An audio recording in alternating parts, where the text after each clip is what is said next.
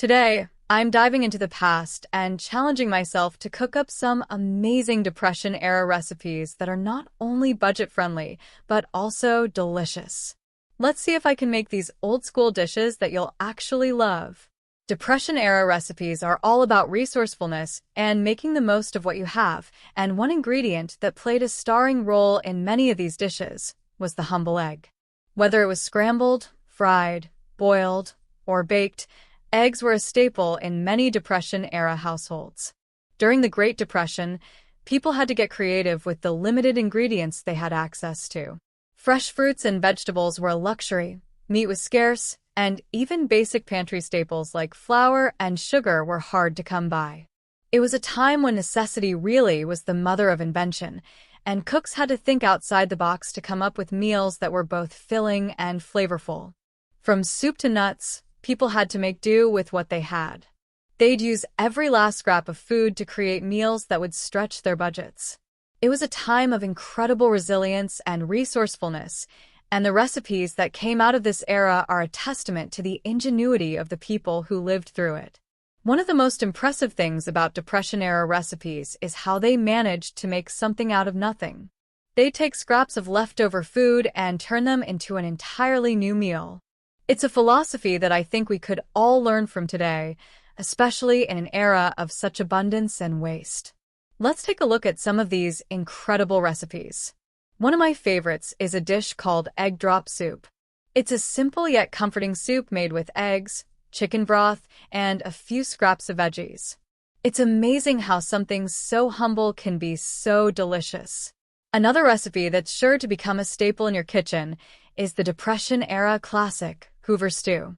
It's a hearty stew made with eggs, potatoes, and onions, and is a great way to use up any leftover veggies you have lying around.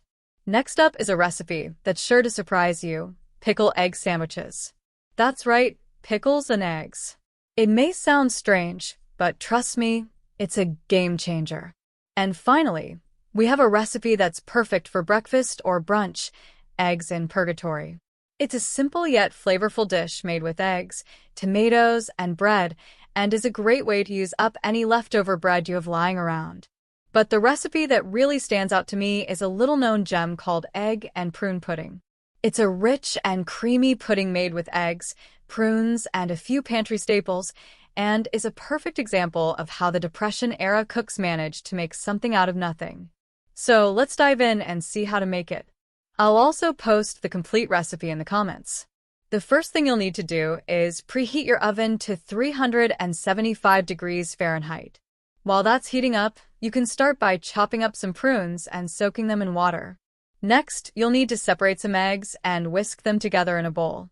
Now, add in some sugar, flour, and milk, and mix until it's smooth and creamy. Add in your chopped prunes and mix until they're fully incorporated. Pour the mixture into a greased baking dish and pop it in the oven for about 40 minutes, or until it's set. And that's it.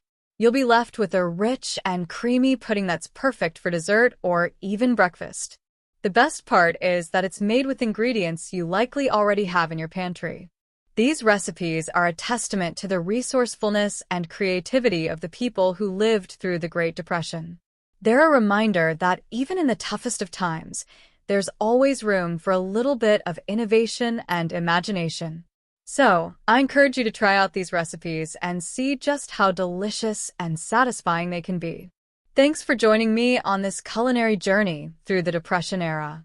I hope you've enjoyed these recipes and will give them a try.